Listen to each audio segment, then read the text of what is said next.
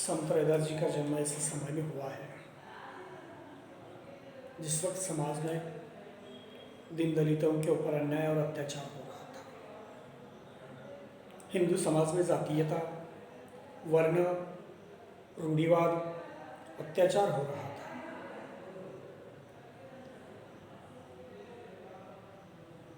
हिंदू समाज के अंतर्गत जातीयता और वर्ण के साथ साथ रूढ़िवाद, पुरोहितवाद, अस्पृश्यतावाद बढ़ता चला जा रहा था। सालों साल चली आ रही अन्याय और अत्याचार की परंपरा के खिलाफ लड़ने का काम संत रैदास जी के पदों के अंतर्गत हमें दिखाई देता है। अपने अमृतवाणी से संत रैदास ने संपूर्ण भारत को जागृत किया है। जाति जातियों के अंतर्गत विभक्त समाज को एकता के सूत्र में पिरोकर स्वतंत्रता, समता, बंधुता और न्याय स्थापित करने का प्रयत्न रैदास जी ने किया है। सामाजिक विसंगतियों को लेकर सभी मानव जाति एक समान है। इन्हीं सभी की निर्मित एक जगह पर से होती एक समान है, तो फिर क्यों ऊंच नीच और जातियों के फेर में हम अटके रहें? मंदिर और मस्जिद के नाम पर हम क्यों झगड़ते रहे, क्यों लड़ाई करते रहे? ना मंदिर में राम है, ना अल्लाह मस्जिद में है, तो बेवजह क्यों हम संघर्ष करते आपस में? आपको ना मंदिर में नतमस्तक होने की जरूरत है, ना मस्जिद में नतमस्तक होने की जरूरत है। ईश्वर सर्वव्यापक है, जिसे आप मथुरा, काशी, हरिद्वार आदि तीर्थ स्थानों में खोजने की कोशिश ना करें। वो तो हमारे मन में है। पोथी पुराण और पुजारियों के पीछे मत लगना, ऐसा अनमोल विचार संत साहित्य के अंतर्गत के कवि संत महंत रविदास जी का है। सही मायने में रैदास जी ने धर्मनिरपेक्ष का काम किया है। वे सभी जातियों को समान रूप से संबोधित करते उनका एकमात्र ईश्वर था वो निर्गुण निराकार मानव धर्म। इस मानव धर्म को लेकर संत का यह मत है, किसी भी धर्म के नहीं होते वे सभी धर्मों के होते हैं, किंतु संतों ने स्वार्थ की वजह से खुद को धर्मों में जकड़ लिया है। संत किसी एक धर्म के नहीं हुआ करते, वो प्रत्येक धर्म के अंतर्गत होते, प्रत्येक के होते हैं, किंतु आजकल के संतों ने खुद को किसी एक धर्म के अंतर्गत जकड़ लिया है। वो खुद अपना स्वार्थ उसके अंतर्गत ढूंढते हैं। हमने पहले भी कहा है कि भारतीय संत परंपराओं के अंतर्गत ऊंच नीच वगैरह इस प्रकार की जो संकल्पना, इस प्रकार की संकल्पना को समाप्त करने का काम मध्ययुगीन संत साहित्य के अंतर्गत कबीरदास जी, मीराबाई, रैदास जी वगैरह इन संतों ने किया है। समाज कल्याण के क्षेत्र के अंतर्गत बहुत बड़ा योगदान इन संतों का रहा है। संतों ने अपनी वाणी और उपदेशों से समाज में एकता, सद्भावना और प्रेम फैलाने का कार्य महत्वपूर्ण किया है। चाहे मीरा हो या कबीर, सबने समाज को सही मार्ग पर आगे बढ़ाने की राह दिखाई है।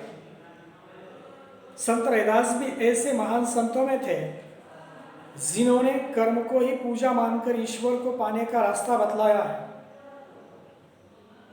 खुद निम्न जाति के अंतर्गत उत्पन्न होकर भी उत्तम जीवन शैली, उत्कृष्ट साधना पद्धति और उल्लेखनीय आचरण के कारण वे आज भी भारतीय धर्म साधना के इतिहास में आदर के साथ याद किए जाते हैं। संत रैदास ने अपनी रचनाओं के माध्यम से समाज में व्याप्त बुराइयों को दूर करने में महत्वपूर्ण योगदान तो दिया ही है। इनकी रचनाओं की विशेषता लोकवाणी का अद्भुत प्रयोग था, जिसका मानव धर्म और समाज पर अमिट प्रभाव पड़ता है। मधुर एवं सहज रही संत रैदास की वाणी भारतीय धर्म शाखाओं के मध्य सेतु का काम करती है। बचपन से ही संत रैदास जी को संतों की ओर लगन थी। उन्होंने समाज में फैली छुआछूत, ऊंच नीच आदि जर्जर करती भावनाओं को दूर करने का महत्वपूर्ण काम किया है। रैदास ने ऊंच नीच की भावना तथा ईश्वर के नाम पर किए जाने वाले विवाद को सारहीन तथा निरर्थक बतलाकर सबको परस्पर मिलजुल कर प्रेम से रहने का संदेश अपने पदों के अंतर्गत दिया है। वे स्वयं मधुर तथा भक्तिपूर्ण भजनों की रचना करते थे और उन्हें भाव विभोर होकर सुनते थे। उनका कहना था कि राम कृष्ण करीब आदि सब एक ही है, परमेश्वर में विविध नाम है, परमेश्वर में विविध नाम है, परमेश्वर के विविध नाम हैं, उन्हें अलग अलग नामों से हमने विभक्त करने का काम किया है। रैदास जी समानता के पक्षधर है, वे हर एक व्यक्ति के बीच समानता की स्थापना करते हैं, समानता की कामना करते हैं। उनकी नज़र में सब एक समान है। इस तरह से विचारों का समर्थन संत रैदास जी के पदों के अंतर्गत हमें देखने के लिए मिलता है। वे अपने एक ही पद के पहले ही पद के अंतर्गत ईश्वर की सर्वव्यापकता, इस प्रकार का उनका पहला पद है, शायद उसे पढ़कर मैं उसका अर्थ आपको बतलाने की कोशिश करूंगा। एक नजर सु सबको देख, सृष्टि का सृजनहारा, सब घट व्यापक अलग निरंजन, कह रविदास विचारा। दो फिर से पढ़ता हूँ। एक नजर सु सबको देख, सृष्टि का सृजनहारा, सब घट व्यापक अलग निरंजन, कह रविदास विचारा। प्रस्तुत दोहा संत रैदास जी ने जात पात के विरोध में व्यक्त किया है। वे यहीं पे कहते हैं कि परमात्मा प्रत्येक व्यक्ति को लुभाता है। वे कहते हैं हमारी इस दुनिया का या सृष्टि का निर्माता, सृजनहार करने वाला अगर कोई है तो वह ईश्वर सबकी और एक ही दृष्टि से देखता है, एक नजर से सबको देखता है। एक नजर सु सबको देख, एक नजर सु, एक नजर से, सु करते एक से, सबको देख, एक नजर से ही सबको देखता है।